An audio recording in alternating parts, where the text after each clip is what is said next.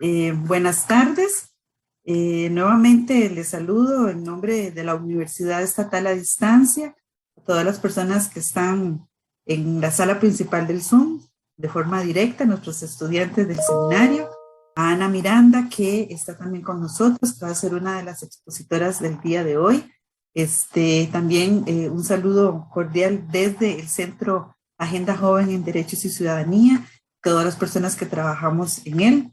Estamos en la 14ª edición del Seminario Internacional, Valores y Prácticas Democráticas para el Liderazgo Joven. Y en esta ocasión vamos a trabajar específicamente con personas juvenólogas el tema que tiene que ver con juventudes. Bueno, ¿cómo problematizamos el tema de juventudes? Tenemos dos enfoques, ¿verdad? Una exposición la vamos a tener con Ana Miranda, que es la primera y ya la voy a reseñar. Y la segunda la tenemos con Mónica Valdés, que es de la UNAM. Bueno, entonces iniciamos. Ana Miranda, te voy a presentar. Ella es investigadora de la Flaxo Argentina, es licenciada en Sociología de la Universidad de Buenos Aires, la UBA, y es doctora en Ciencias Sociales de la Flaxo. Actualmente se desempeña en la coordinación del área Sociedad y Vida Contemporánea en la Flaxo de Argentina. Es investigadora del CONICET y profesora de la Universidad de Buenos Aires. Sus temas de investigación se relacionan con la juventud, la educación, la desigualdad y el trabajo. Ella ha participado en proyectos de cooperación académica en distintas universidades, gobiernos y organizaciones Unidas. Desde 1998 ha trabajado en el diseño de paneles de estudios longitudinales con 3 generaciones que vivieron diferentes situaciones sociales y económicas en Argentina.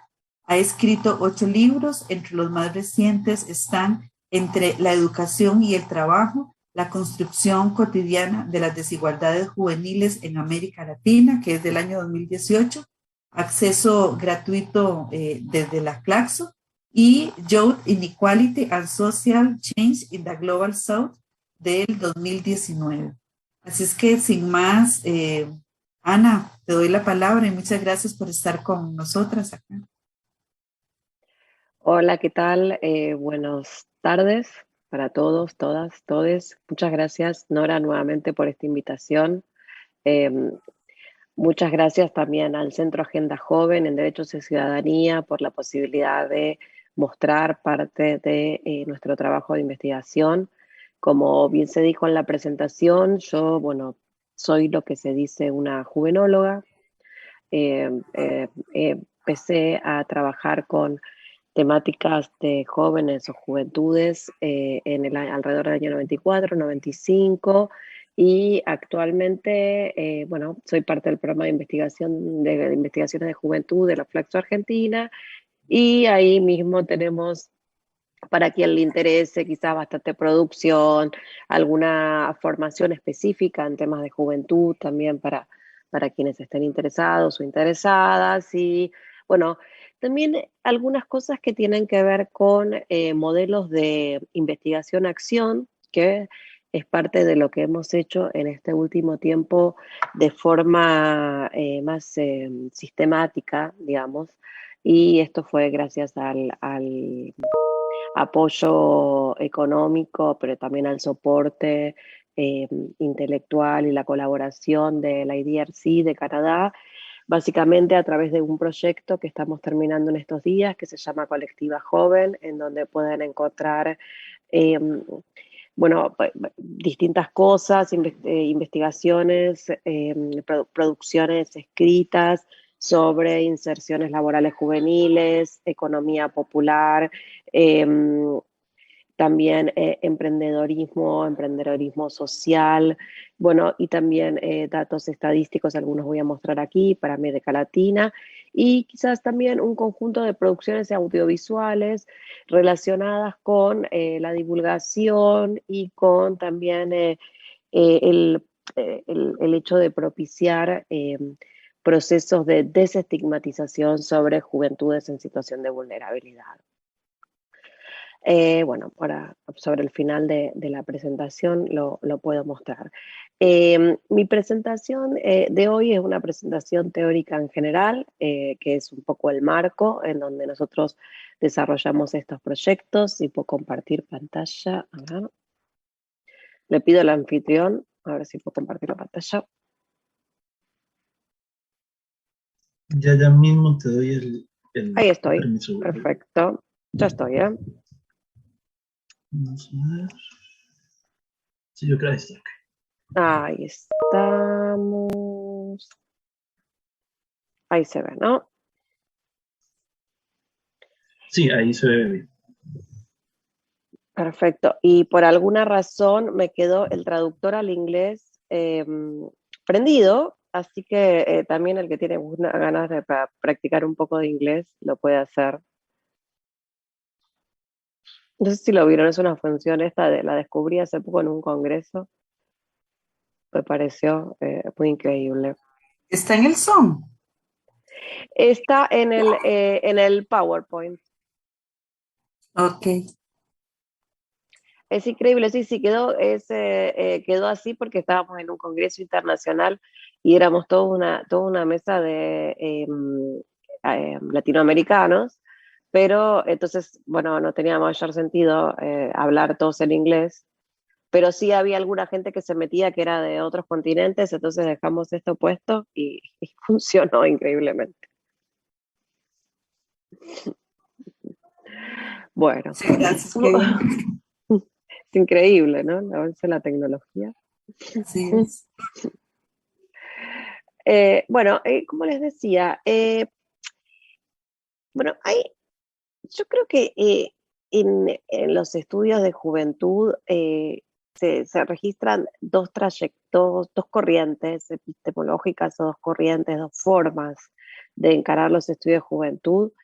Una es la óptica de lo que decimos Youth as Transition o las transiciones juveniles, y otros son los estudios subculturales. Bueno, representan tradiciones bastante bien distintas. Yo creo que Mónica en general ha trabajado más en la tradición de estudios culturales o culturales latinoamericanos. Nosotros y mi equipo de investigación trabajamos en una red que trabajamos con el enfoque de las transiciones juveniles. Y básicamente, como vamos a ver ahora, digamos, esta perspectiva, digamos, permite incorporar la idea del tiempo, digamos, ¿no? Y como parte del análisis de las ciencias sociales. Es un tiempo que uno puede ver, ahora vamos a ver, en diferentes temporalidades, de diferentes maneras. El tiempo como un concepto teórico, digamos, puede tener muchas diferentes formas de pensar o puede dar lugar a muchas diferentes formas de pensar o de reflexionar. Pero básicamente vamos a dar una idea de que la idea del tiempo nos permite, nos da lugar a pensar el tiempo histórico en donde las personas son jóvenes, digamos, no es lo mismo ser joven el contexto, en un contexto histórico que otro. Pensemos actualmente el contexto de la pandemia, que es lo que hace a la presentación, al título de la presentación. En principio, digamos, hoy día, digamos, las juventudes que transitan su juventud en este tiempo, como es en particular relacionado con el aislamiento sanitario, el cierre de las fronteras, la crisis de los mercados laborales, el proceso acelerado de digitalización, van a tener una marca particular.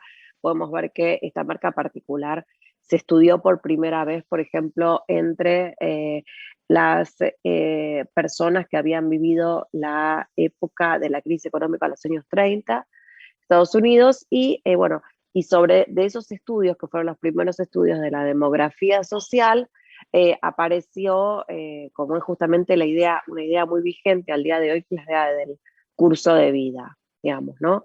Entonces, la idea, o sea, o la perspectiva de las transiciones nos permite ver la juventud dentro del contexto del curso de vida, analizar el tiempo histórico, digamos, en donde se produce efectivamente la juventud, y al mismo tiempo también con ese contexto histórico dar lugar al análisis del contexto económico, que es muy determinante en la creación de puestos de trabajo. Y bueno, particularmente una de las cosas que tiene esta perspectiva y que a nosotros nos interesa mucho, digamos, como equipo de investigación o como red de investigadores que la sostenemos, es que al mismo tiempo también permite modelos de intervención muy interesantes que ahora vamos a ver, dan lugar a cambios en las trayectorias laborales, ¿no? Y bueno, como decíamos aquí, la presentación tiene el propósito de reflexionar sobre las transiciones educación-trabajo en América Latina y los desafíos que tenemos en los años que vienen por justamente las problemáticas causadas por la pandemia del COVID-19. Bueno, uno de los puntos, digamos, más importantes de esta perspectiva, la transición, está relacionado con el trabajo, ¿no? Que vamos a ver ahora que también al mismo tiempo, bueno, puede ser también visto o puede dar lugar a muchísimas interpretaciones o reflexiones. Primero, si uno lo piensa en términos de el curso de la vida que está representado en este gráfico, durante el periodo de la juventud suceden dos transiciones que son muy importantes en la vida de las personas, ¿no? La primera de ellas es la transición de la escuela al mercado de trabajo, es lo que lo que se muestra en este gráfico, y la otra de ellas es la transición del hogar de origen a lugar o al espacio propio, a la familia propia, que se encuentra muy afectada por esta primera transición, digamos, ¿no? Porque básicamente, justo ayer colaboré en una radio de aquí, de Argentina, si quieren después les paso con un informe bastante bueno que hicieron sobre este tema de la transición a la independencia habitacional, y bueno, justamente es una transición que está muy afectada por la situación, esta primera transición que vamos a mostrar acá, que es la del mercado de trabajo, porque realmente para mudarse solo, conseguir su lugar, o sola para conseguir su lugar propio, en principio te quiere tener recursos económicos. Y en el capitalismo, hasta lo que yo sé, o hasta lo que podemos saber, el mercado de trabajo sigue siendo el lugar principal en donde se consiguen los recursos económicos para poder lograr esa independencia económica. Así que, como decíamos, si tenemos que retomar o resumir, y de paso la veo a Mónica y la saludo. Hola, Mónica. ¿Cómo estás? Entonces, si tenemos que resumir, primero, ¿no? En la etapa, o desde esta perspectiva, digamos, en la etapa de la juventud se suceden dos transiciones que son muy importantes en la vida de las personas y que suceden en esta etapa y pueden suceder en otras, pero no con la misma intensidad, y que tiene que ver con efectivamente el pasaje de la educación al mercado de trabajo, ¿no? Si uno tuviera que decir, bueno, si tengo que definir, ¿no? Desde esta perspectiva, que cuando empieza y termina la juventud, diríamos, empieza más o menos a los 15 años, en donde las personas tienen toda su actividad vital, ¿no? Relacionada con la educación en términos generales, ¿no? Por lo que, como es el estado de la civilización actual, quiero decir, en la mayoría de los países a los 15 años la educación es obligatoria y las personas jóvenes deberían estar en la escuela, ¿no? Entonces, si vos, bueno, a los 15 años, ¿no? La educación define todo, define las amistades, define todas las actividades, define las apelaciones, la regulación estatal y todo, ¿no? Y termina más o menos a los 29 años, ¿no? Vamos a poner, yo pongo acá el mouse por aquí, ¿no? En el proceso de estratificación, que sucede después de que uno se inserta al mercado de trabajo. Entonces, este grafiquito lo que muestra, por un lado, es la familia de origen, este grafiquito lo hizo un profesor que que es muy querido para mí, que se llama Kim Casal. A mí siempre me pareció muy bueno, nunca se lo pude mejorar, así que se lo sigo mostrando. Pero empieza con la familia de origen, ¿no? Que cada uno sabemos que en los países capitalistas en general es una situación estratificada, ¿no? Cada uno de nosotros o nosotras nace en una casa con una determinada cantidad de recursos. Esa determinada cantidad de recursos económicos y simbólicos están relacionados con la escuela, ¿no? Hay muchísimas investigaciones que muestran aquí el vínculo entre la segmentación del lugar de origen y la segmentación escolar. Esto luego también está muy relacionado con cómo se produce la transición entre la educación y el mercado de trabajo.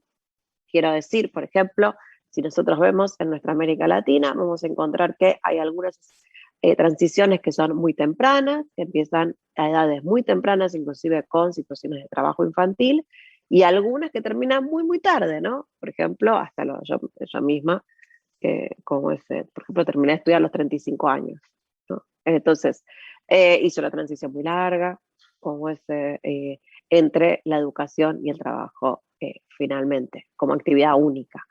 Entonces, vemos que hay empezamos, ¿no? Con una segmentación, vamos del lugar de origen, una segmentación escolar, una segmentación también en cómo se realiza esta transición entre la educación y el trabajo, ¿no?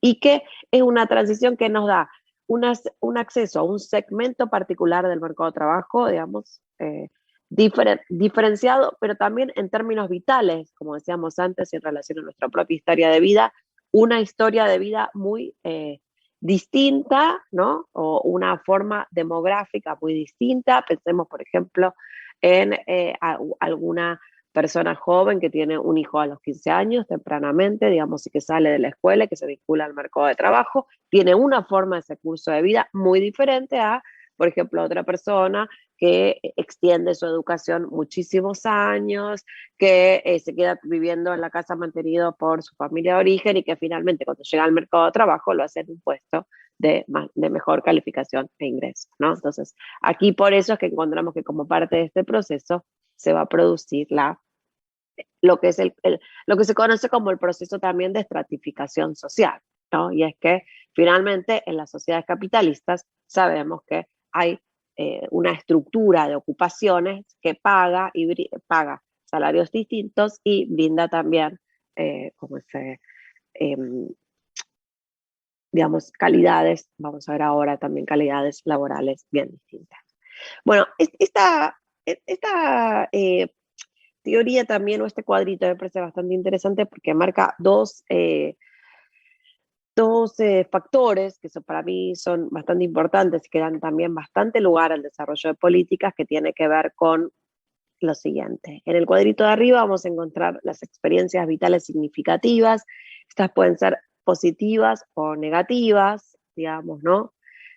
Por ejemplo, sabemos que muchas veces el hecho de tener alguna pérdida, inclusive, yo siempre cuento, digamos, en un momento estábamos haciendo investigación aquí en Argentina, en una provincia del norte de Argentina, y nos encontramos con una muchacha, por ejemplo, que nos comenta que había dejado la escuela. Ella estaba con eso, la encontramos en la escuela, pero en ese momento estaba con sobredad. Y dice, no, hace 2 años abandoné y ahora este año volví. Y entonces le preguntamos, ¿pero por qué abandonaste? Y ella nos dijo, bueno, mi casa se la llevó una crecida del río, ¿no? Bueno, esto corresponde a un proceso, lo vemos hoy día, del cambio climático y la deforestación, digamos, pero particularmente, ¿qué había pasado? Esta muchacha iba a la escuela, su familia hacía un gran esfuerzo, su familia, no sé, trabajadora, el papá tenía una carpintería en la casa, pero resulta que vino esta como aluvión, digamos, que provocó la inundación. Llevó la casa, llevó el taller del padre, quedó ella sin ir a la escuela. Entonces, ¿qué pasó ella? En una trayectoria escolar que iba más o menos encaminada, se produce una ruptura. Por suerte, tuvo un proceso de segunda oportunidad y se pudo reintegrar cuando estaba hablando con nosotras, pero esta experiencia vital, digamos, que quiero decir, la podemos llevar en muchos, las podemos pensar, los turning points, lo podemos pensar en múltiples eventos de la vida de las personas jóvenes particularmente.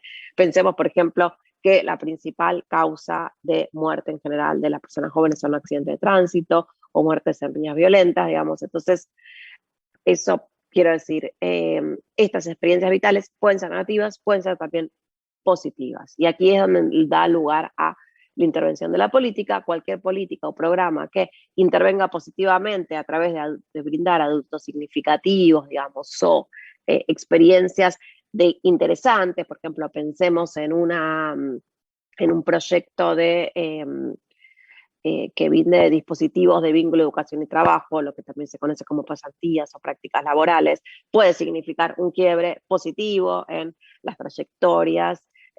Cualquier tipo de apoyo, digamos, o de vinculación en la socialización, la participación, inclusive los programas de promoción de participación social y política de las juventudes, también generan cambios, dan nuevas redes, digamos. Por eso me parece interesante, digamos, y en ese sentido es que trabajamos mucho los juvenólogos para poder de alguna manera quebrar o generar sinergias positivas dentro de este proceso de transición.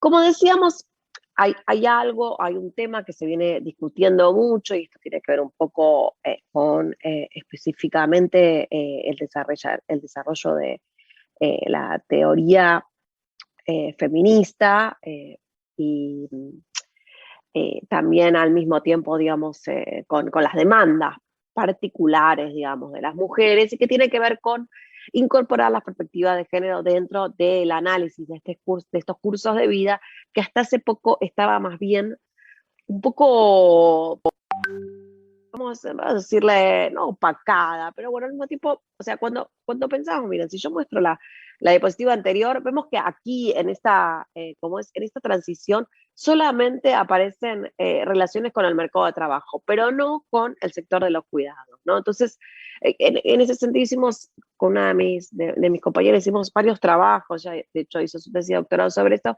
decir, bueno, pero ¿cómo hacemos para poner a todas aquellas mujeres que, por ejemplo, tienen formación de familia temprana y en vez de ir al mercado de trabajo, se vinculan directamente con la actividad de los cuidados o los trabajos, lo que también se dice los trabajos no remunerados, digamos, ¿no?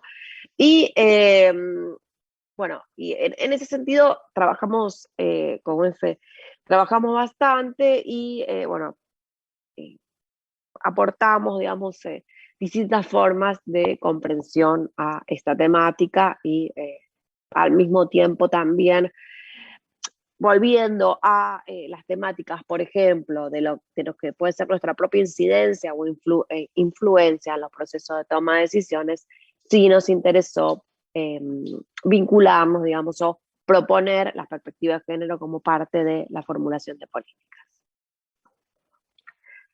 Ahora bien, digamos, ¿cuáles son las limitaciones que tenemos en América Latina cuando pensamos, digamos, en estos procesos de incorporación al mundo del trabajo? Bueno, hay un tema que tiene que ver con las características estructurales de los mercados de trabajo en América Latina. Esto está, seguramente ustedes lo habrán oído bastante entre los teóricos clásicos, ¿no? De la CEPAL, por ejemplo, Previch o las obras son obras de los 50, de los 60 del siglo pasado, que lo que nos muestran son procesos de heterogeneidad estructural y básicamente la vigencia de lo que también se conoce un fenómeno muy discutido o un concepto muy discutido, que es el sector informal urbano. Que básicamente, ¿qué es lo que nos muestra? Sectores, digamos, de calidad muy diferenciada en el acceso al empleo.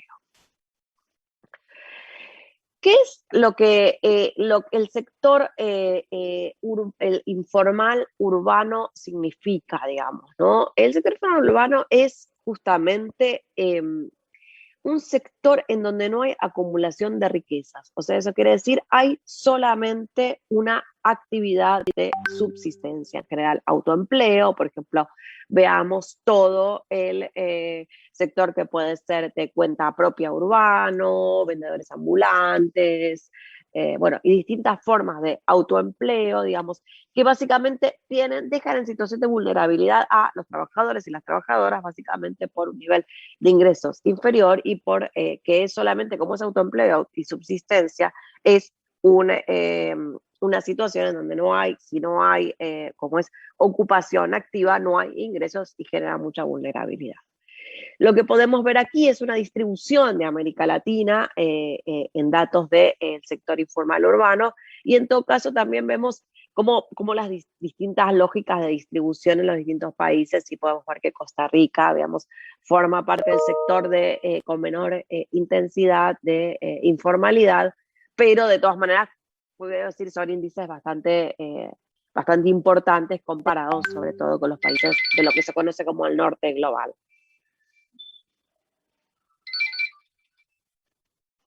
Bueno, ¿cuáles son las principales, digamos, problemáticas cuando uno ve o trata al mercado de trabajo en términos estructurales, digamos, entre las personas jóvenes, ¿no?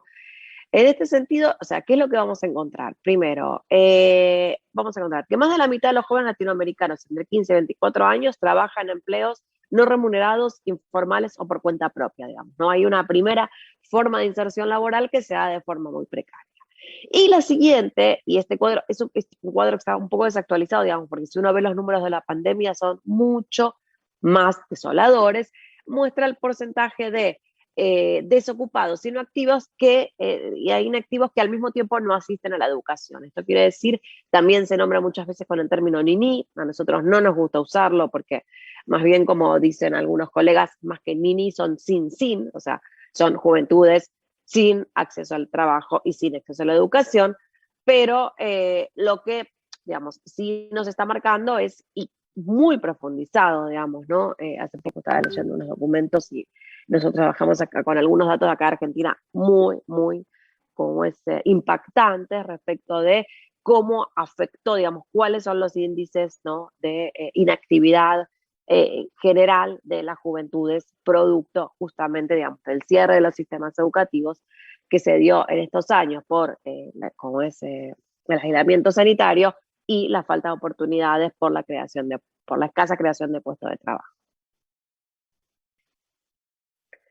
Bueno, como les decía, lo que nosotros estuvimos trabajando mucho tiempo tiene que ver justamente con esto, ¿no? Con cómo tratar de generar alternativas de ingresos en poblaciones vulnerables y básicamente tratando de buscar, digamos, o entender también por qué muchas veces no funcionan los programas de promoción del empleo entre las juventudes, digamos. Si ustedes han leído, tienen acceso a bibliografía, pero en general sí hay mucho fracaso, digamos, en las intervenciones. Entonces, tratando de entender por qué fracasan las intervenciones, empezamos también a hacer algunos estudios respecto de cómo es la configuración del trabajo entre las juventudes hoy, bueno, la situación de las identidades barriales, bueno, nuevos movimientos sociales y nuevos repertorios de acción colectiva.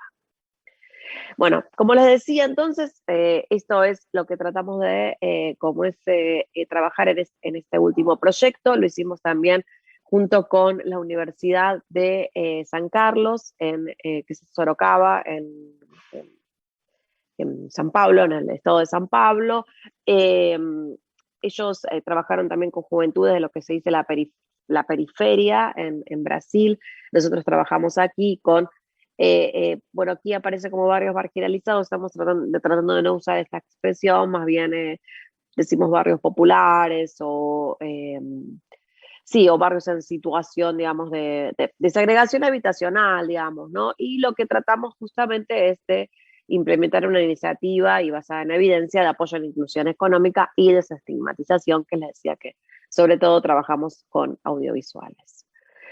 Bueno, ¿cuáles son los puntos que encontramos o que encontramos o los principales desafíos respecto de este periodo, digamos, que viene para adelante y como es que podemos denominar post-pandemia, pero que todavía no sabemos si empezó o no empezó? Podríamos decir que sí, en algún punto empezó, pero todavía la situación está bastante inestable como para terminar de nombrarla o terminar de pensar en que la etapa anterior ya está superada, ¿no?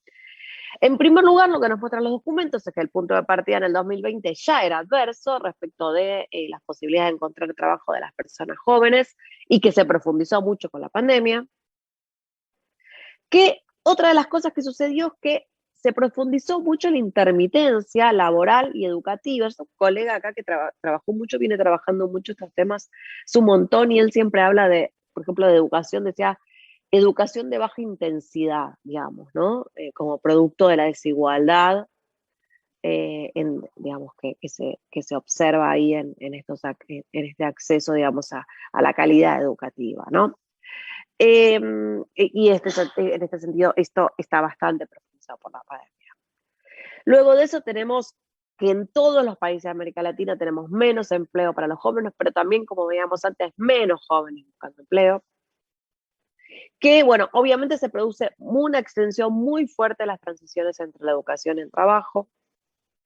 Que los jóvenes se desempeñan en las ocupaciones, ¿no?, que están en sectores más afectados, ¿no? Esto quiere decir los servicios de proximidad, por ejemplo, turismo, gastronomía, y también el comercio, que sabemos que estuvo muy impactado, sobre todo por el e-commerce, ¿no?, y por las medidas de aislamiento, que justamente estas tendencias de la aceleración del proceso de digitalización han llevado a una pérdida de puestos de trabajo de baja calificación, que también se conoce como estructura de polarización de los puestos de trabajo. Y y que obviamente lo que sabemos es que se ha producido un crecimiento de las plataformas del trabajo y el comercio electrónico, ¿no? Lo que ha traído nuevos desafíos respecto a la precariedad de estas ocupaciones. Bueno, aquí termino. Muchas gracias. Un gusto escucharles. A continuación, con las preguntas.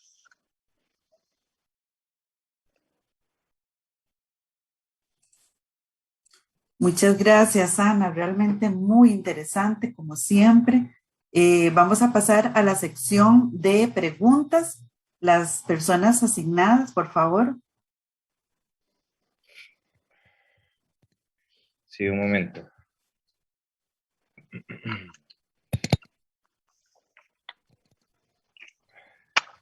Para el día de hoy tenemos a Ingrid Fabiola y a Dulce María. No sé si nos acompañan hoy. Adelante, Sí. Chicas.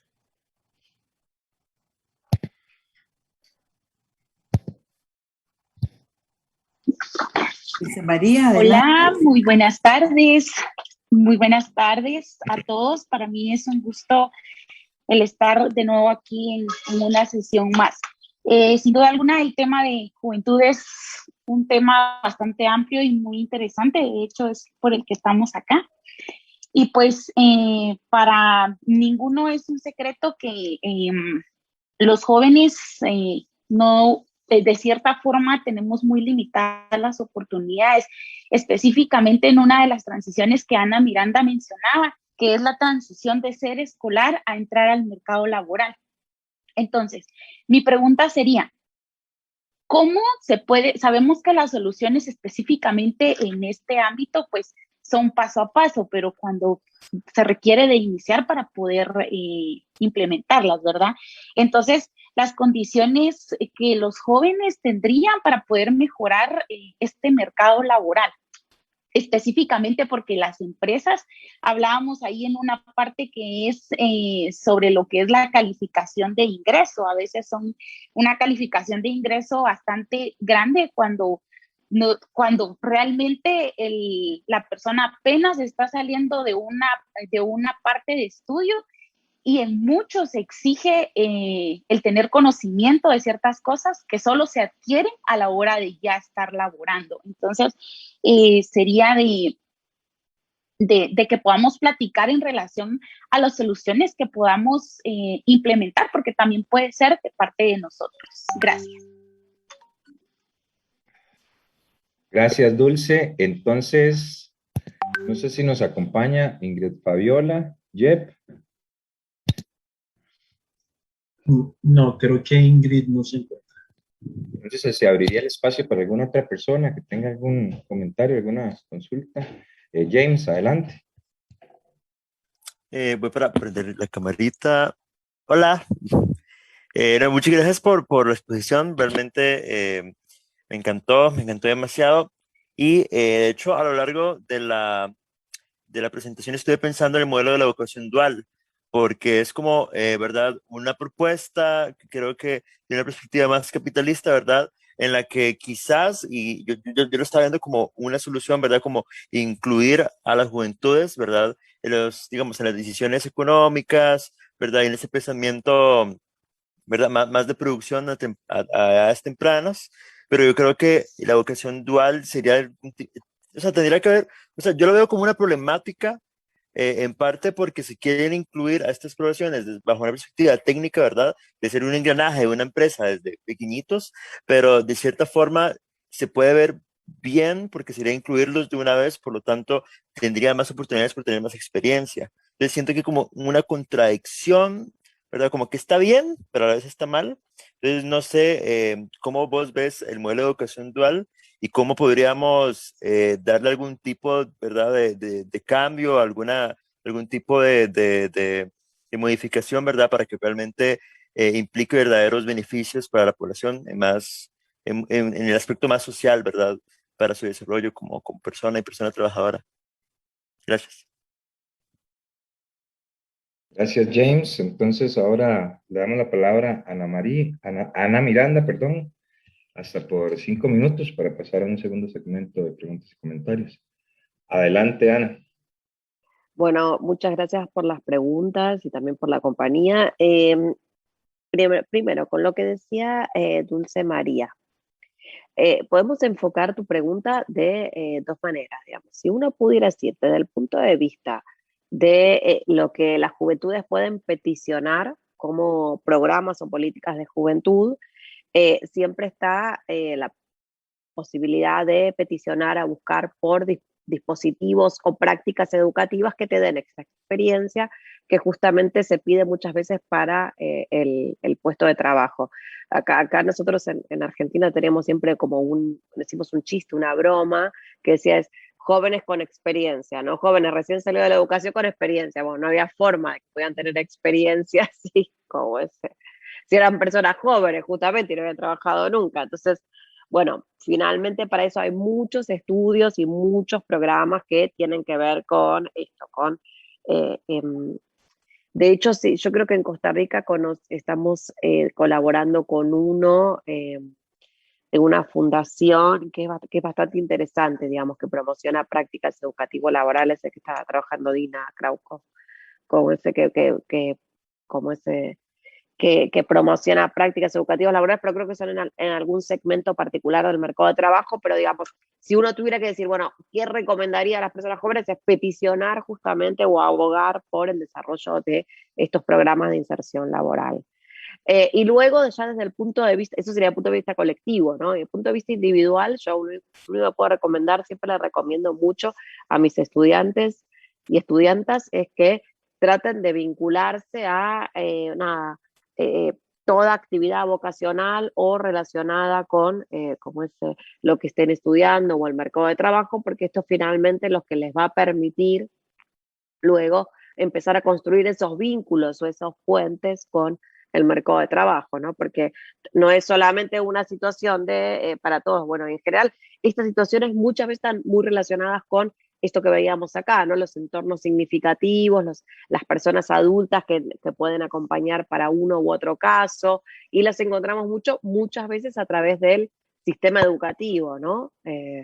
Por eso también hay muchos sistemas educativos, con esto que preguntaba James, ¿no? Respecto de cómo es el modelo dual, digamos, hay muchos sistemas educativos o dentro de la educación técnica se está trabajando mucho con las figuras de vinculadores laborales, digamos, ¿no? Que son todas aquellas personas, digamos, que vinculan a las personas jóvenes con la demanda laboral y al mismo tiempo aconsejan de los dos lados, digamos, cómo poder tener una relación satisfactoria, no tanto desde el punto de vista del candidato al trabajo como desde el punto de vista del demandante a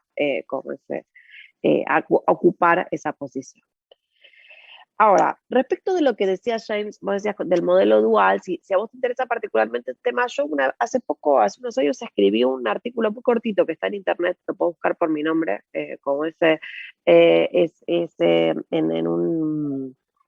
un sitio de aquí que se llama Conversaciones Necesarias, que te cuenta un poco cómo es el sistema de educación dual puro en Alemania, ¿no? Que porque el sistema de educación dual es un sistema bastante particular, digamos, en términos puros, que es muy, o sea, tiene un primer desarrollo en Alemania, pero también en Austria, sabemos que no, en Noruega, creo que Suecia también, trabaja con este sistema que promociona, digamos, la formación técnica desde edades muy tempranas, que es lo que vos estabas señalando, digamos, ¿no?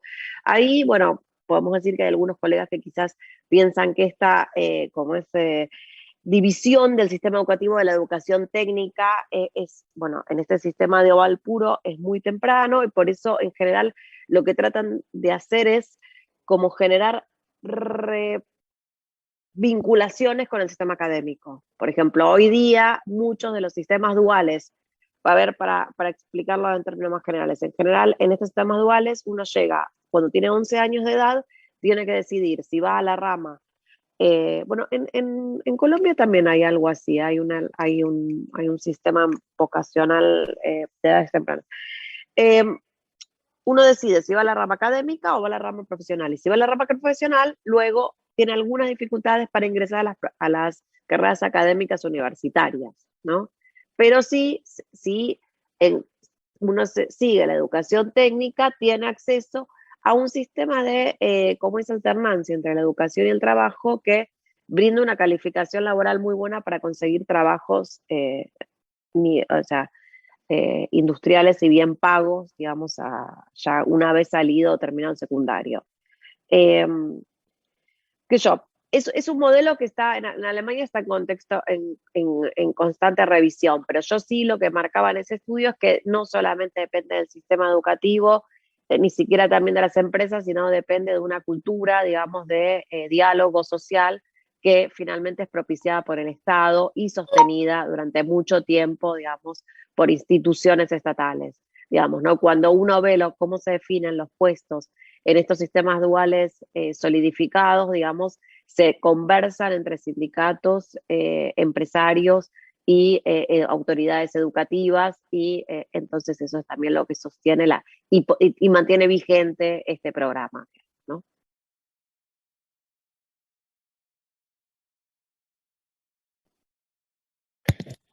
Gracias de nuevo, Ana Miranda. Creo que nos queda espacio para una pregunta más. La voy a leer del chat. Es de Gianni Ortiz, que dice: si las personas nacen en una familia de origen ya establecido, en un estrato social capitalista determinado por el nivel de ingreso y educación de los padres, ¿cuándo se rompe esa cadena para subir en los estratos sociales?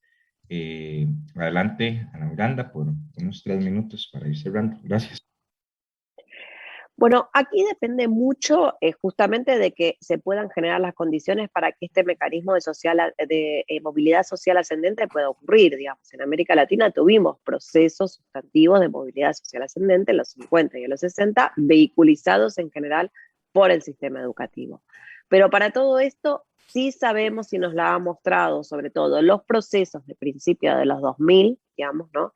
Las décadas del 2000 y 2010, lo que sí nos mostraron es que tiene que existir un crecimiento con inclusión social para que estos procesos realmente puedan solidificarse, digamos. Aquí en el Cono Sur sí tuvimos un proceso de movilidad o sostenibilidad de clases medias durante estos primeros años de los 2000, y lo que sucedió, digamos, sí, en los últimos, en la región en general, digamos, pero estuvieron muy marcados aquí en el Cono Sur por procesos de crecimiento inclusivo y sobre todo por gobiernos progresistas, lo que se conoce como los gobiernos progresistas, pero sí, esto, bueno, sabemos que alrededor del 2000 ya 2012, 2015 empezó a ralentizarse y sí entró en una baja, básicamente por la escasez del crecimiento económico de los últimos años en América Latina, y es esto en donde nos pone en una situación tan vulnerable con la pandemia, digamos.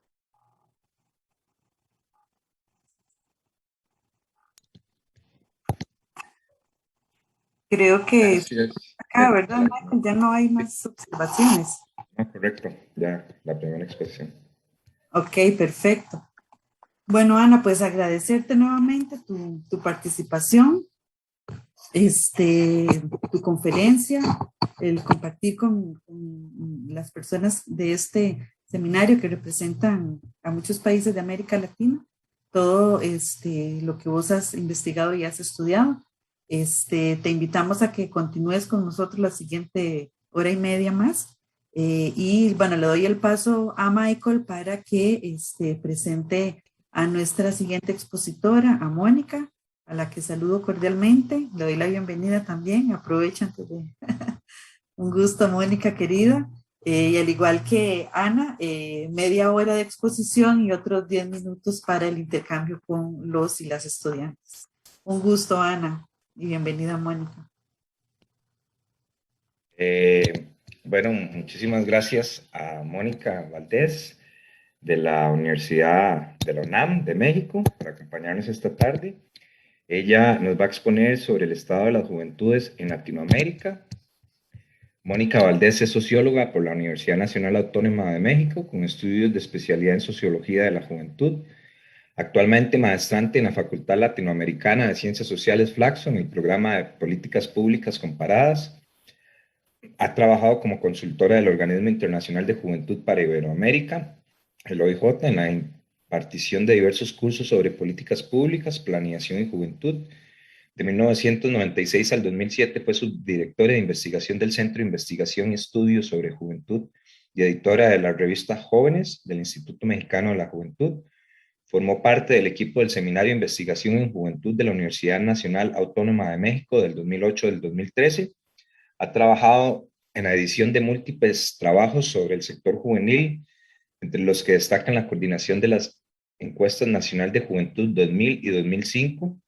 De junio del 2013 a julio del 2018 se desempeñó como directora de investigación y estudios sobre juventud del Instituto Mexicano de la Juventud. Actualmente es investigadora en el Seminario de Investigación de Juventud de la Universidad Autónoma de México, CIP-UNAM, y socia e investigadora en investigación multidisciplinaria Laboratorio Social AC.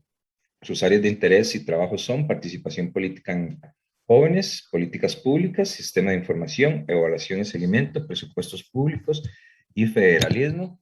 Así que yo le dejo la palabra a Mónica. Adelante, gracias. Muchísimas gracias, Michael. Gracias, Nora. Ana, un gusto saludarte nuevamente. Parece que será nuestra cita anual, así que encantada de volver a compartir el espacio. Muy buenas tardes a todas y todos los jóvenes acá presentes, y dado el tiempo, que el tiempo siempre nos come, voy a compartir mi presentación.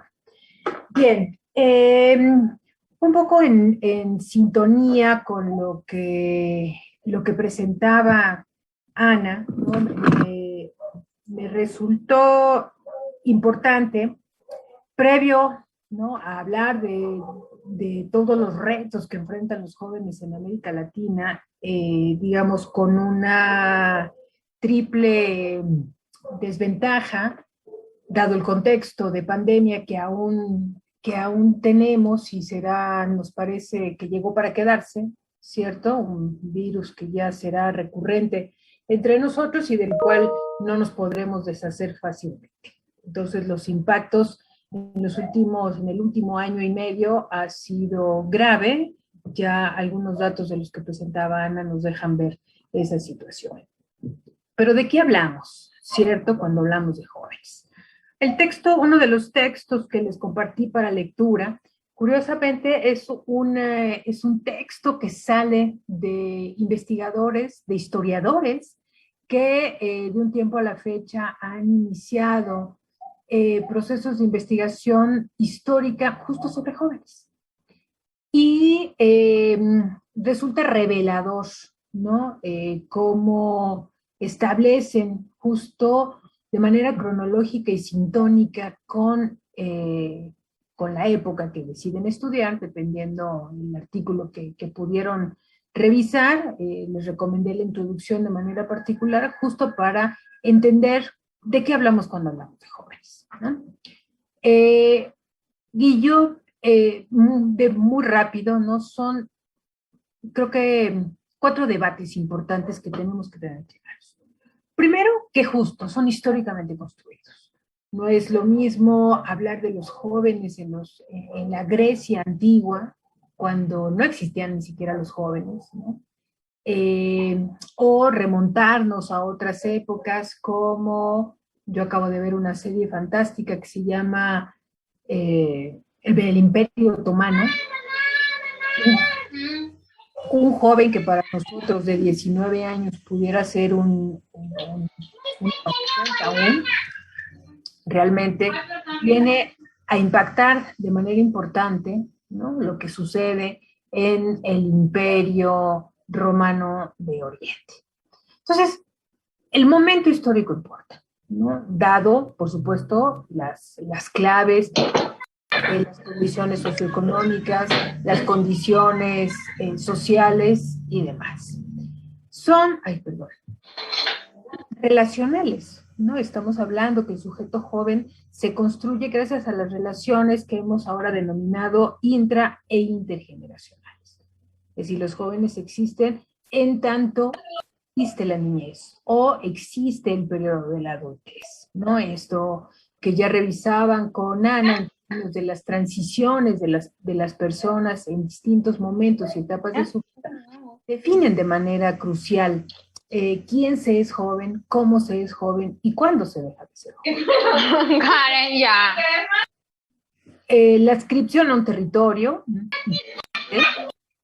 cuando uno revisa además las diferencias entre lo urbano y lo rural, ¿no? No es lo mismo ser un joven en comunidades alejadas, pensando en México, un país no solamente muy diverso, sino muy grande, en donde tenemos comunidades muy aisladas, remotamente aisladas, sin siquiera posibilidad, por ejemplo, de energía eléctrica. Finalmente, la adscripción a condiciones estructurales de vida. Evidentemente, el hogar en el cual se nace determinará, ¿no?, justo esto que comentaban hacia el final, la movilidad social de las personas. El capital social y el capital cultural, alguien lo puso muy breve en el chat, por supuesto que cuenta, ¿no? El debate de la clase social es relevante cuando uno habla de qué tipo de jóvenes estamos hablando.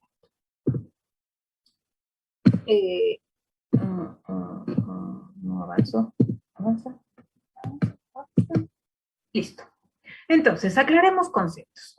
Esta pequeña introduccción de la que les hablaba en uno de los textos que les compartí, justo coloca, ¿cierto?, de manera muy ejemplificada y muy clara los conceptos, los distintos niveles o conceptos de cuando uno trae a colación el debate sobre los jóvenes, ¿no? Jóvenes, juventudes. Ahora hemos dado por pluralizar un plural, de por sí ya plural, que lo es juventud, que se definen, digamos, que nos remonta a contextos específicos, ¿no? Los jóvenes en Argentina, las y los jóvenes mexicanos, las juventudes latinoamericanas, siempre nos remiten a contextos muy particulares.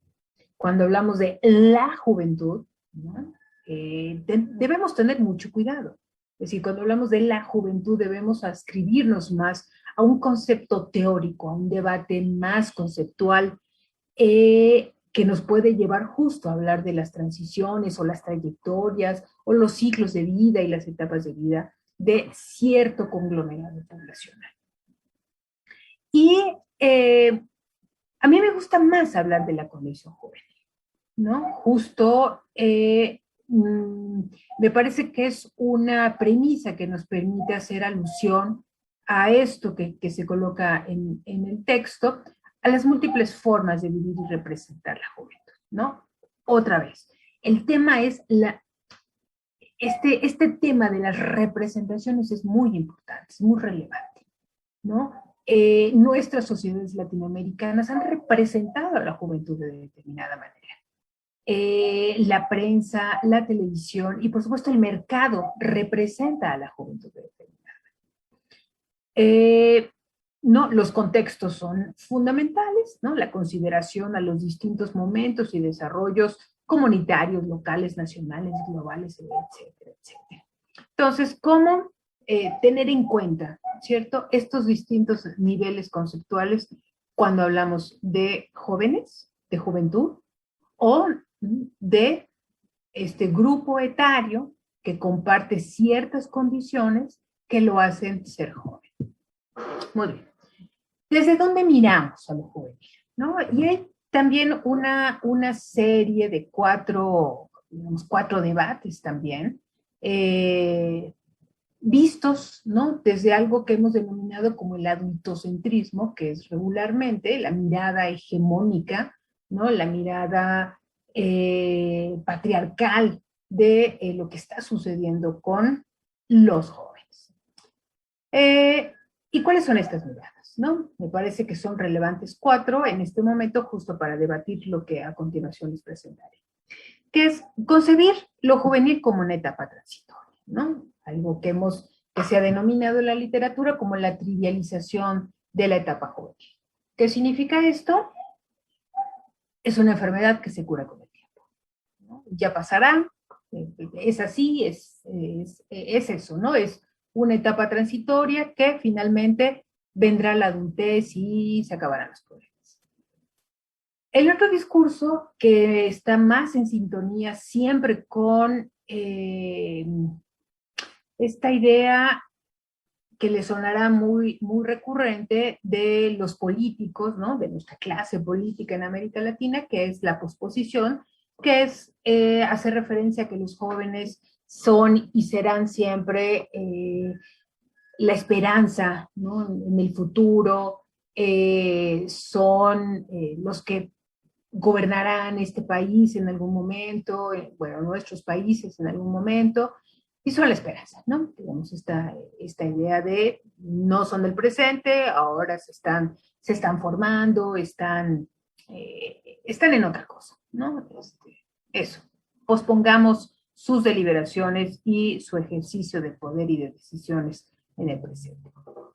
El otro tema que es sumamente común es justo la generalización, ¿no? Como la juventud, como idea, se impone en muchos de los discursos y en muchos de los textos que leemos comúnmente. Insistir, ¿no?, en que es importante siempre relacionarlo a un contexto, a una descripción, a un momento, y entender las relaciones que se establecen para poder encontrar realmente sentido a las complejidades de la vida de las y los jóvenes. Y finalmente, la idealización, ¿no?, que va muy de la mano con el estereotipo. De un lado, digamos, tenemos a la idealización como un valor, lo juvenil como un valor. Es decir, ser joven, verse joven, vestirse joven, ¿no?, se convierte en una idea incluso aspiracional, ¿no? Las mujeres nos pintamos el cabello y nos ponemos cremas justo para vernos más jóvenes, ¿no? Del otro lado, la ideologización. Es decir, por ejemplo, ¿no?, pensemos recurrentemente en algunos talleres que nosotros hacemos con funcionarios públicos, con burócratas, la idea que hay detrás del potencial criminal suele estar asociada a un joven moreno, de barrios pobres, tatuado, cabello largo, ¿no? Entonces hay un estereotipo que se construye en dos polos. Los idealizamos, queremos ser siempre jóvenes, parecer jóvenes, aparentarlo, pero también, ¿no?, hay una ideologización, no solamente en términos de los victimarios, sino también en términos de lo que hemos visto recurrentemente en nuestra América Latina, la movilización política de los jóvenes como sujetos peligrosos. Muy bien. Entonces, importante, ¿no? Me parecía muy relevante traer a colación estas distintas miradas con las cuales solemos asociar a las ideologías. ¿En dónde estamos? ¿No? Este es un gráfico que traigo de la CEPAL, un texto muy reciente que acaba de publicar justo sobre los efectos de la COVID en América Latina. Y no asumir la trampa, además es una trampa en la cual estamos, no es novedosa, ¿no? El tema de la alta desigualdad en la cual se encuentran nuestras sociedades y, por supuesto, asociado a este proceso de pandemia a los bajos crecimientos económicos de los países. Y es una trampa porque mientras nuestros países no crezcan, las desigualdades no las vamos a terminar. ¿De qué estamos hablando?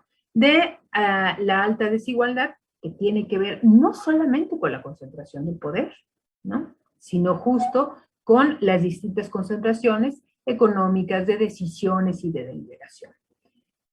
Un bajo crecimiento económico que puede estar asociado, entre otras cosas, a los altos niveles de violencia. En temas de gobernanza, ¿no? Aquí se me movió un poco el gráfico, pero el tema de gobernanza que sin duda interpela a los sistemas, a los precarios sistemas de protección social que tiene América Latina.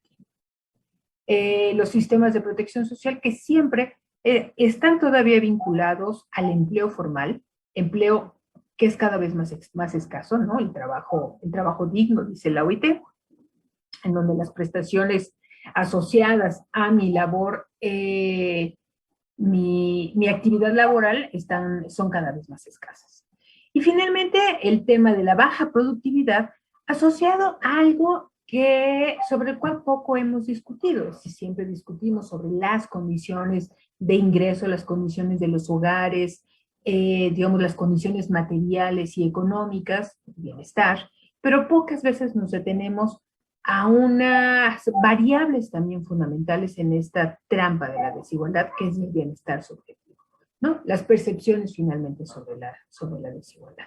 Problemas que tienen que ver con aspiraciones y con la posibilidad de alcanzar estas aspiraciones a través de los logros en mi vida cotidiana.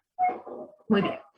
Yo traigo a colación un texto que no es nada nuevo, desarrollado por Martín Oppenheim. ¿No? Le tituló Las tensiones y las paradojas de la juventud, y nosotros siempre parafraseamos diciéndole las parajodas de la juventud.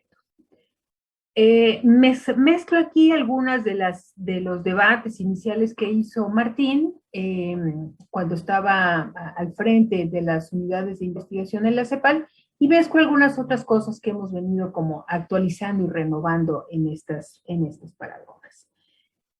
Y que se han acrecentado además, ¿cierto? En este año y medio de encierro pandémico.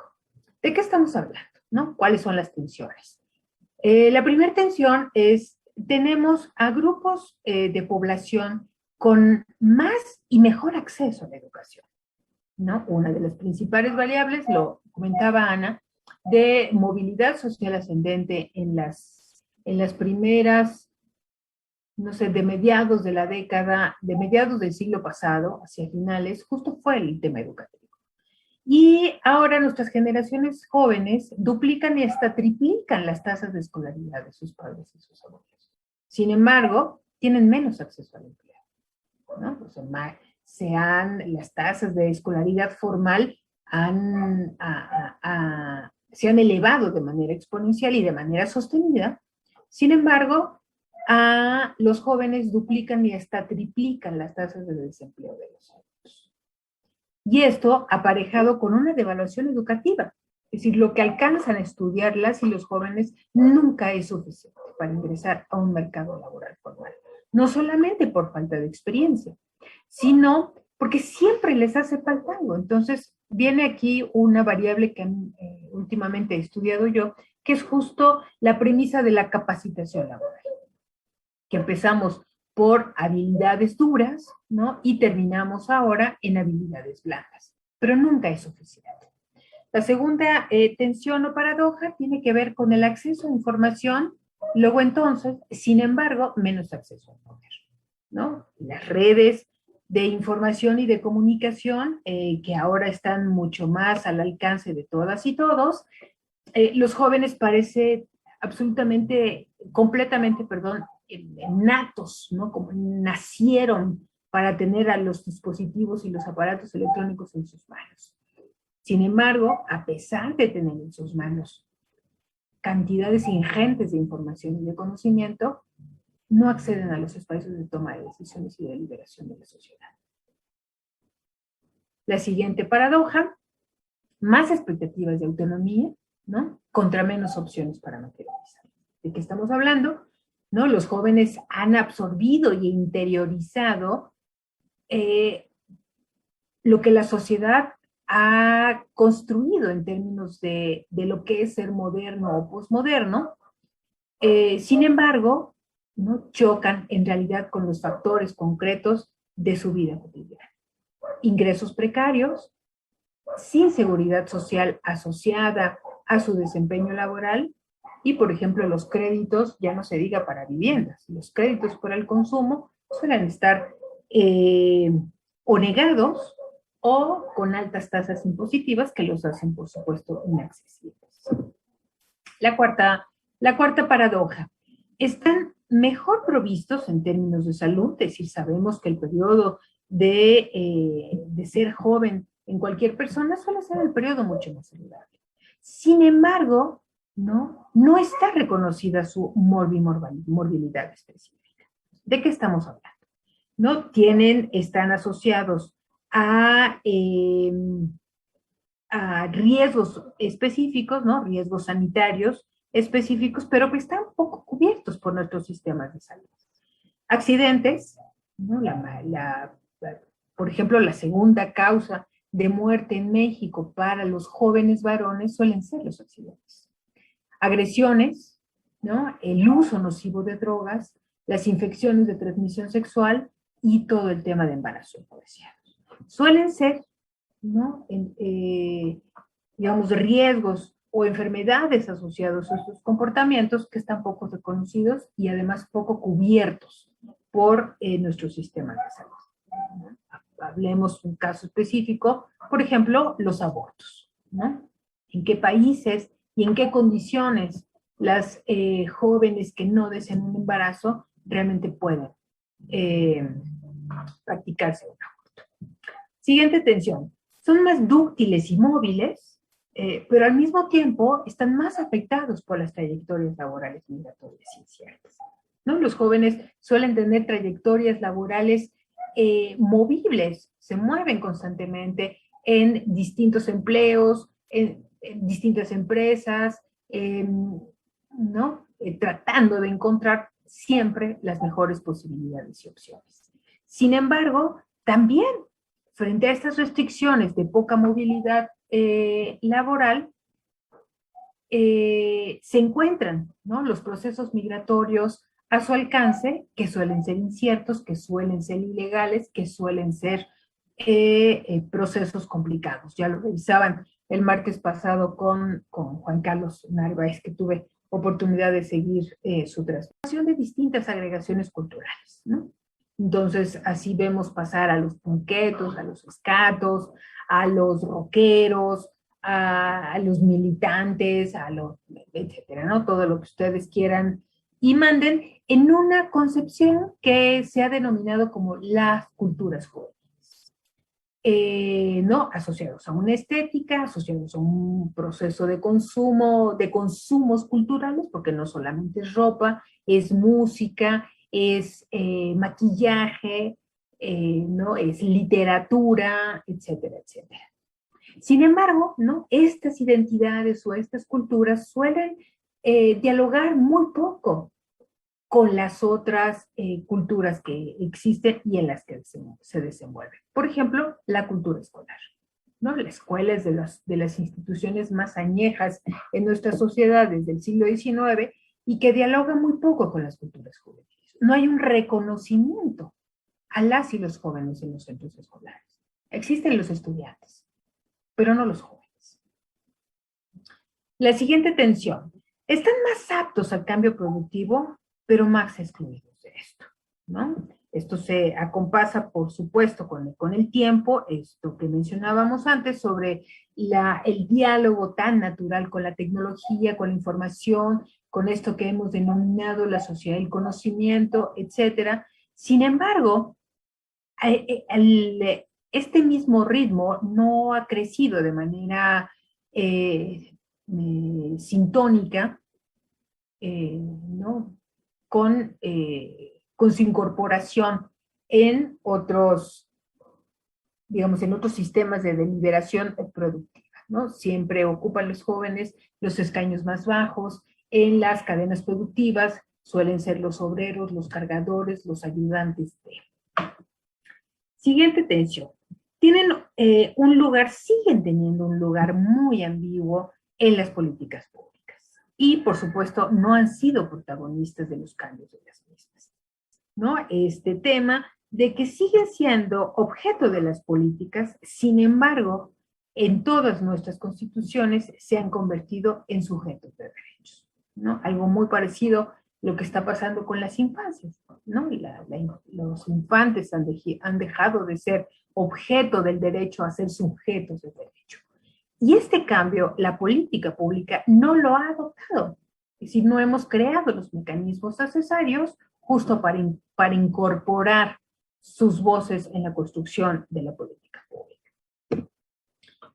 La tensión entre la expansión del consumo simbólico y la restricción del consumo material, ¿no? El tema de la pobreza nos sigue explotando en la cara, ¿no? De la pobreza, no solamente la pobreza joven, estamos hablando de la pobreza de los hogares en los cuales tenemos jóvenes, lo cual complica, por supuesto, los circuitos y genera algo que se ha seguido de manera muy recurrente por nuestras encuestas y nuestras estadísticas, que es la pobreza intergeneracional, ¿no? Nuestras políticas públicas no han logrado romper justo la pobreza intergeneracional. Y tenemos, por tanto, brechas importantes entre las expectativas y los logros, ¿no? La mayor parte de los jóvenes, pues, ven pasar el progreso por la acera de enfrente, por la vereda de enfrente, dice Martín. La tensión, ¿no?, entre autodeterminación y protagonismo, y precariedad y desmovilización, por otro lado. Es decir, tenemos una mayor individuación de expectativas y trayectorias vitales, pero marcados por el mercado, ¿no? Yo tengo aspiraciones, por supuesto, ligadas a mi trayectoria familiar, al lugar donde yo nací, donde crecí, pero determinados fundamentalmente por las posibilidades reales que el mercado me proporciona, ¿no? Y, sin lugar a dudas, los jóvenes tienen pocas o nulas garantías de protagonizar los cambios como sujetos de derechos, ¿no? No existe actualmente, hay algunas leyes, por supuesto, que reconocen las famosas leyes de juventud en algunos países en la región. Sin embargo, ninguna de ellas cuenta con un sistema de exigibilidad de derechos. Si las y los jóvenes, ¿a quiénes van y exigen realmente el derecho a la educación pública gratuita y obligatoria? ¿A quién demandamos? Una tensión más, ¿no? Los tiempos de idealización del tiempo, ¿cierto? Esto que revisábamos al principio, este imaginario de que el tiempo de lo juvenil es de belleza, es de flexibilidad, de ocio y recreación, ¿no? Pongamos a disposición de los jóvenes el disfrute de su etapa joven. Entonces nos la pasamos haciendo conciertos y canchas de fútbol, cuando eso evidentemente no viene a resolver las urgentes necesidades de incorporación de los jóvenes a otros procesos mucho más vitales, ¿cierto? Como construir otro tipo de trayectorias educativo-laborales. Una tensión más que se agrava además con el paso del tiempo, que es la tensión, algo que yo he denominado como la tensión demográfica. El bono demográfico se acabó prácticamente para nuestros países de América Latina.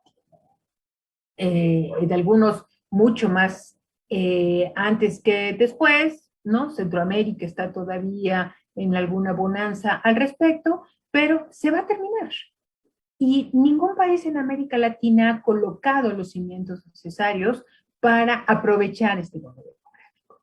Luego entonces tenemos distintos, otros dos bonos a los cuales tendremos que voltear, que es el bono educativo y el bono de género, ¿no? Que esto combinado nos puede resultar en mejores beneficios y al cual tendríamos que estar ajustando.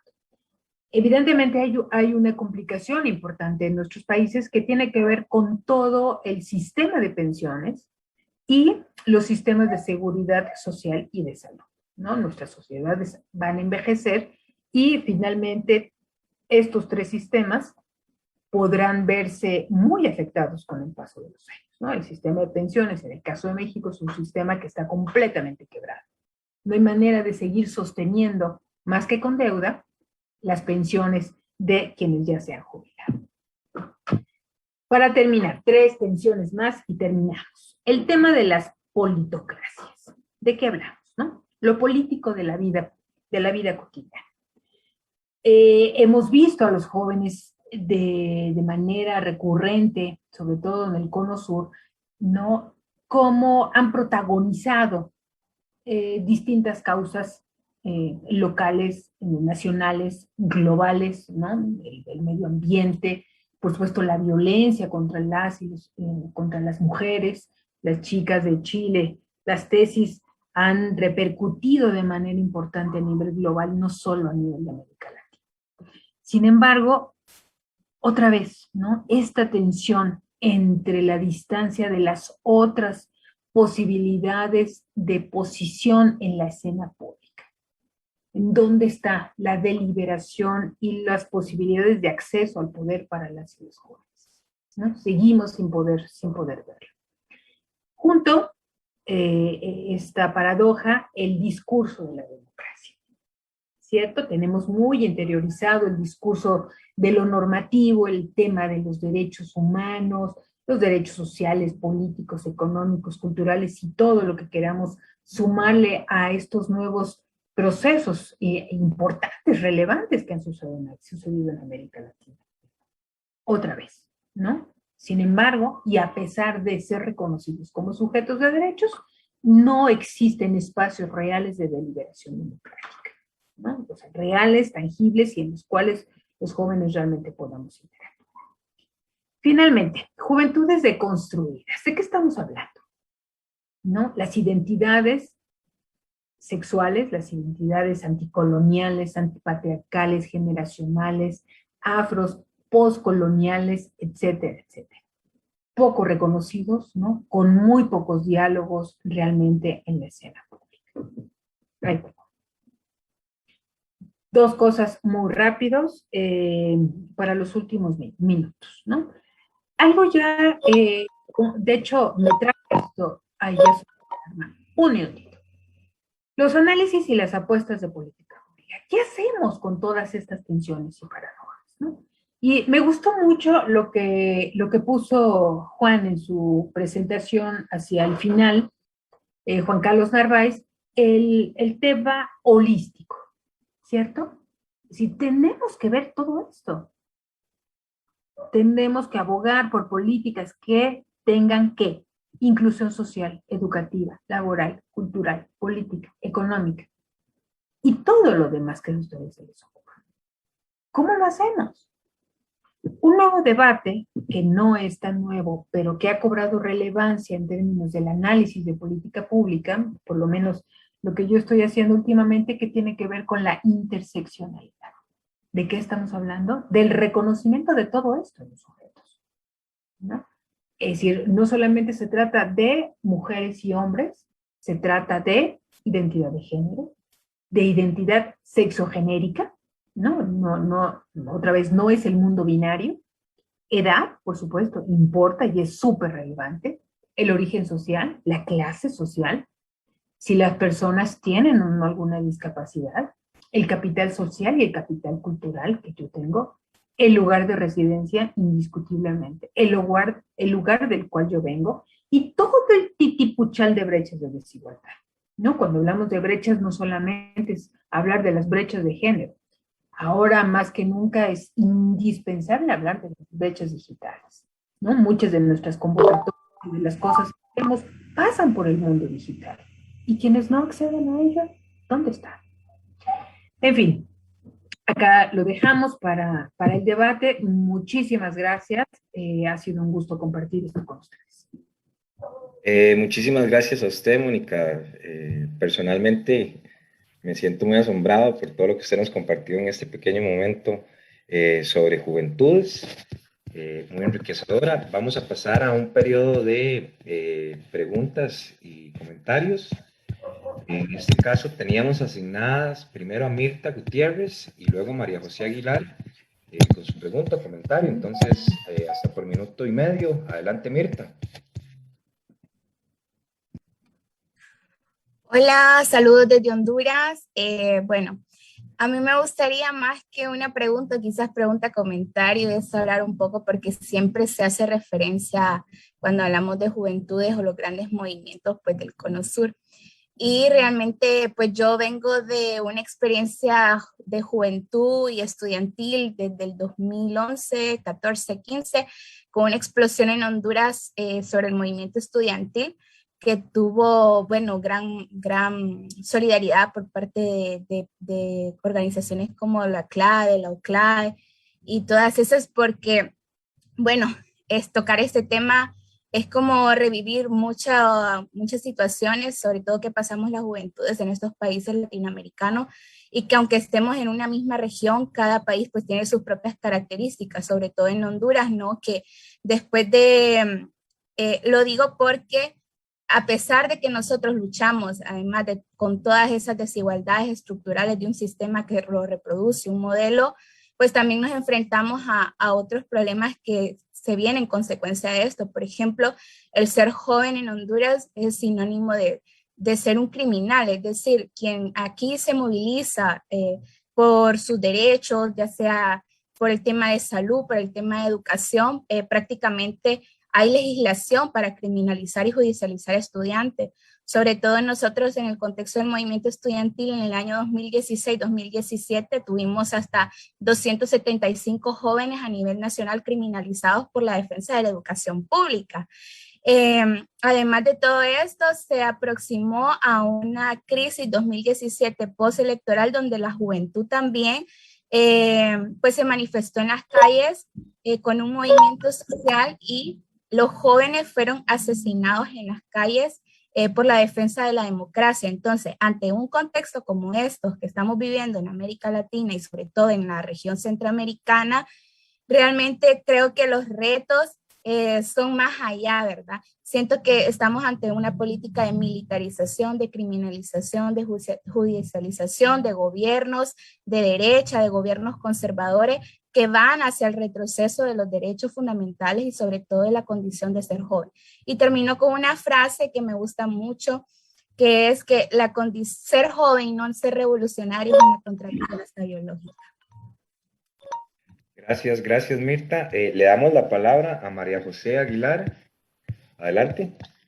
Hola, buenas tardes. Bueno, primero que nada, felicidades por la ponencia. La verdad que esos temas son de mucha relevancia y pues acompañando un poco lo que decía mi compañera Mirta, que también es de Honduras, pues acá la situación de los jóvenes es bastante crítica y pues mi pregunta va relacionada a qué acciones propondría para evitar el adultocentrismo, ya que, por ejemplo, hace poco nosotros estábamos siendo parte de un movimiento nacional contra la sed y pues nosotros como jóvenes teníamos prácticamente como un grupo de soporte en el cual buscábamos como dar mejoras innovadoras y no tanto como las políticas vías que pues nos tienen en la actualidad como en este sistema corrupto. Entonces, las respuestas que siempre teníamos hacia nuestras propuestas eran como que siempre negativas, era como que prácticamente todos los adultos se ponían de acuerdo y prácticamente buscan como tener su representación, pero a los jóvenes no nos dan como ese espacio, solo usan como a la juventud como escalones para ellos pues ir tomando mucha más representación.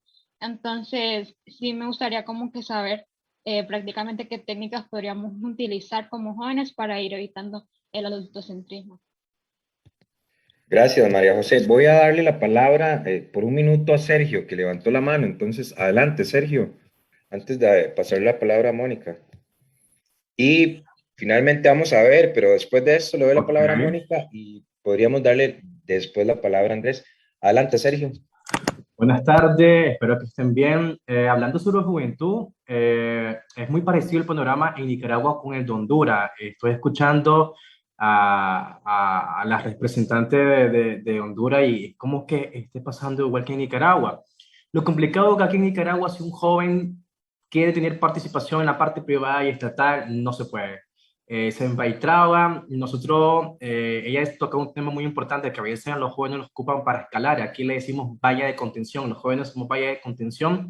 Lo podemos ver con todos los jóvenes líderes estudiantiles de todos los sectores del país que están presos en este momento solo por participar como ser joven, y todos los movimientos de juventud están cancelados y criminalizados. Listo. Gracias, Sergio. Entonces, Mónica, adelante, hasta por 5 minutos y luego pasaríamos a un segundo segmento. Adelante. Perfecto, gracias por sus preguntas. Sí, bueno, tanto, digamos, Mirta, claro, el tema de los estereotipos y la judicialización de las y los jóvenes no es un tema nuevo, ¿no? Irrumpe en nuestra América Latina desde los años 40 del siglo pasado. Y algo que yo lo he denominado justo como el delito de porte de cara, ¿no?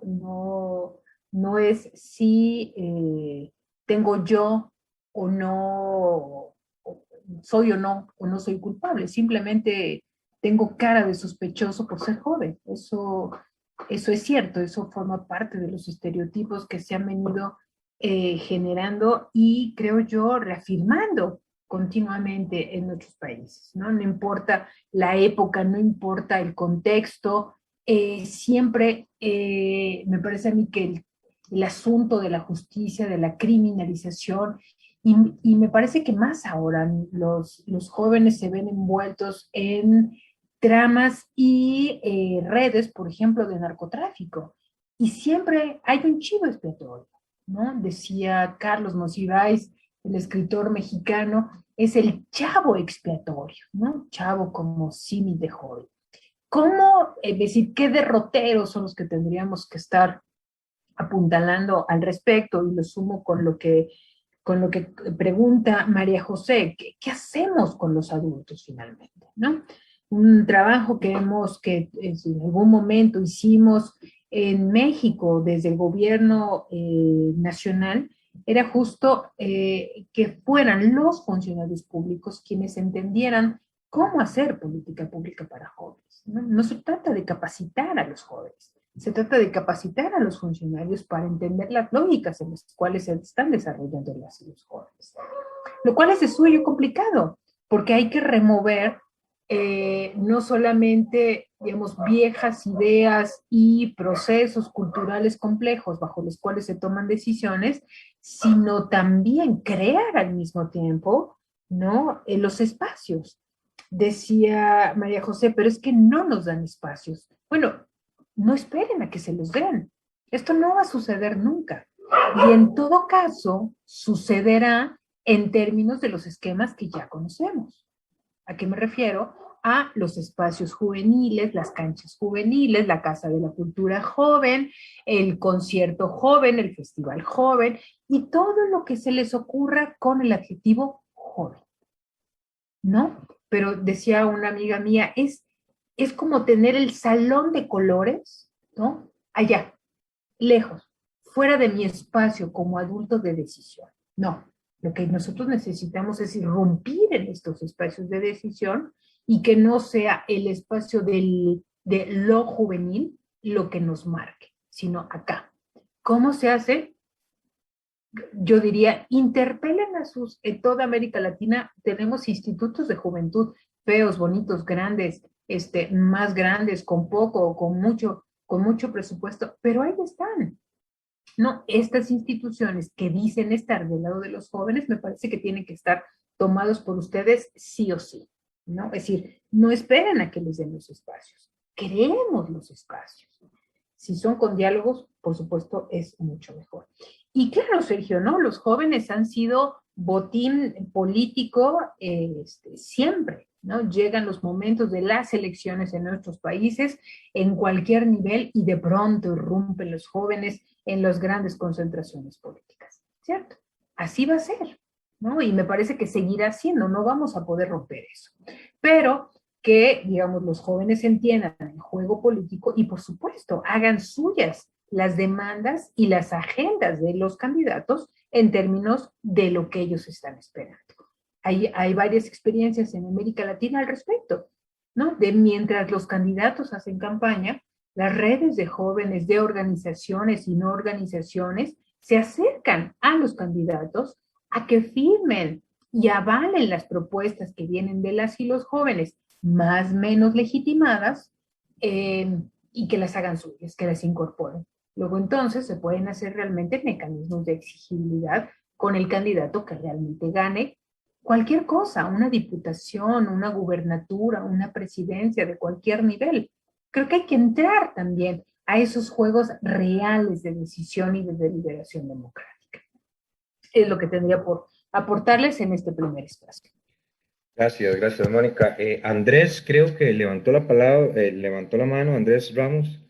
Entonces tiene la palabra hasta por un minuto para darle chance también a Diego por otro minuto. Entonces, adelante, Andrés, y luego iríamos con Diego brevemente. De acuerdo, bueno, primero pues agradecer mucho por la intervención y por cada una de los nuevos también conceptos y reflexiones que introduce sobre las juventudes. A mí me gustaría preguntar acerca pues de una diferenciación entre lo que es la condición juvenil y la situación social de los jóvenes. Sabemos que no es igual, aunque ambas categorías pues se van a interrelacionar. Me gustaría saber un poco esa diferenciación y también si es posible que hoy en día, en esta posmodernidad, hablemos de una nueva condición juvenil.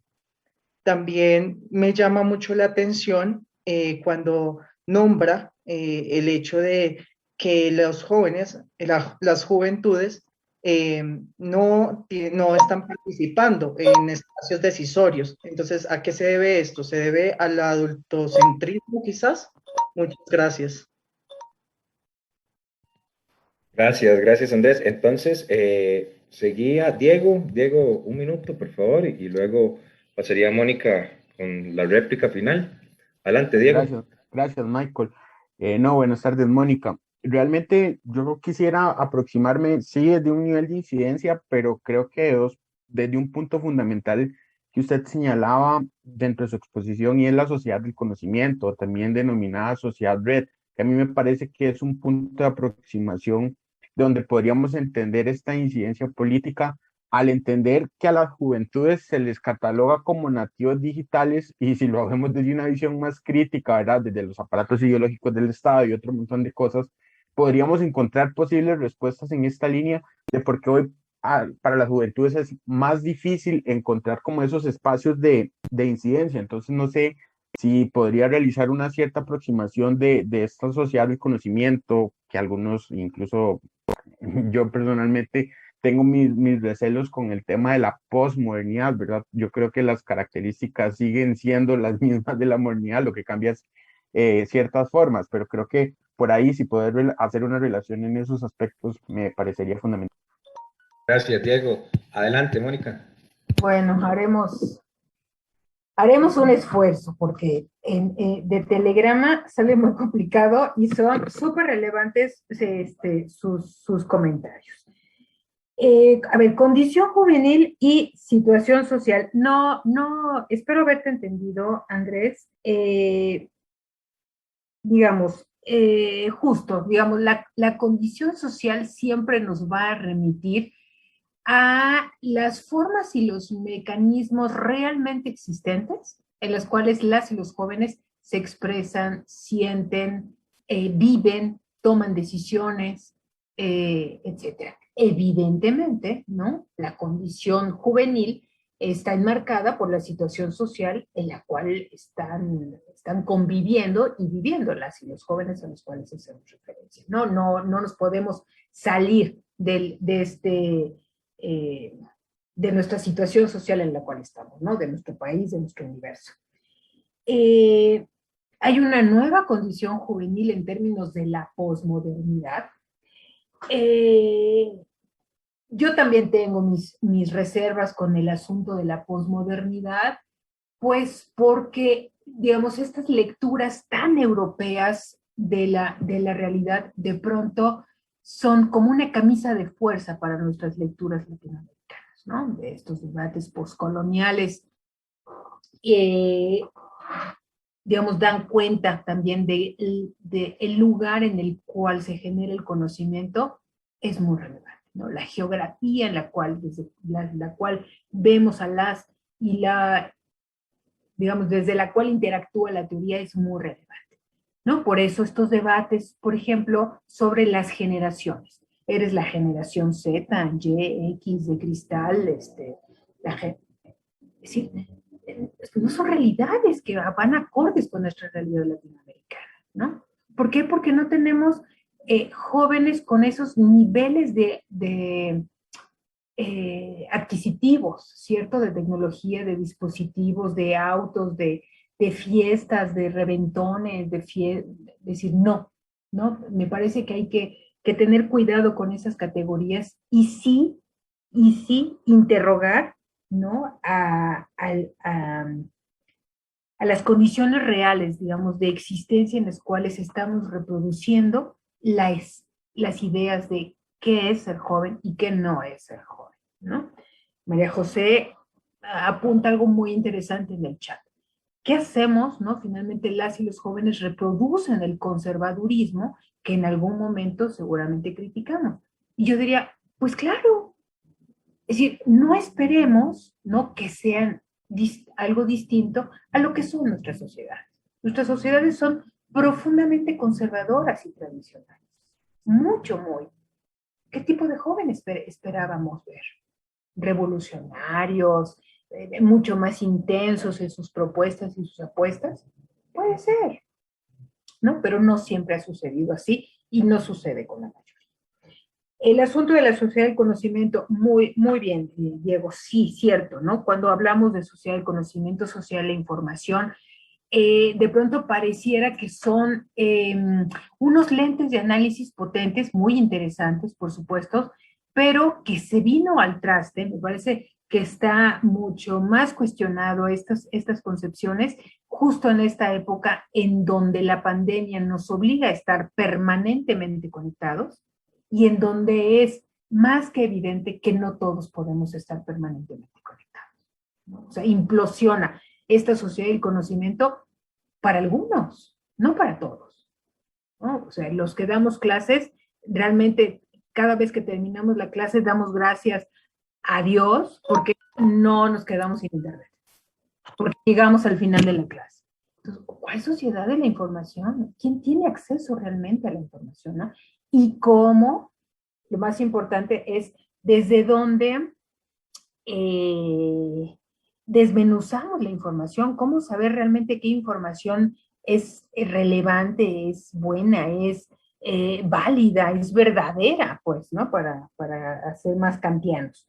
Entonces, me parece que, ¿no? Estas apuestas, junto con la tecnología, el conocimiento y la información, son tres variables que no cumplieron, digamos, con la expectativa que teníamos de ellos. Ya me está callando Roy. Es decir, no nos llevaron a un mejor nivel de sociedad. No todavía, ¿no? Tendríamos que estar colocando nuestros debates justo en estas múltiples brechas, ¿no? Y esta trampa de la desigualdad. Perdón, ya me callo. Muchas gracias. No, de nuevo un gusto escucharla, Mónica. Muchísimas gracias de parte del Centro Agenda Joven en Derechos y Ciudadanía de la UNED en Costa Rica por ser parte de nuestras actividades. Esperando pronto vernos, ojalá en espacios ya personales, así, en persona, presenciales. Y bueno, un abrazo, gracias. Pasaríamos ahora al receso de 10 minutos. Entonces, terminamos, cortamos transmisión acá. Agradecerle a los compañeros de audiovisuales de la UNED por acompañarnos en la transmisión. Hasta acá llega nuestra transmisión y pasaríamos a un receso de 10 minutos, por lo que les solicito que regresen a la conexión a las, déjenme ver, a las 5:53 hora de Costa Rica. Bueno, ahí les sumo a ustedes 10 minutos a la hora que tengan sus países. Entonces, abrimos el proceso. Gracias.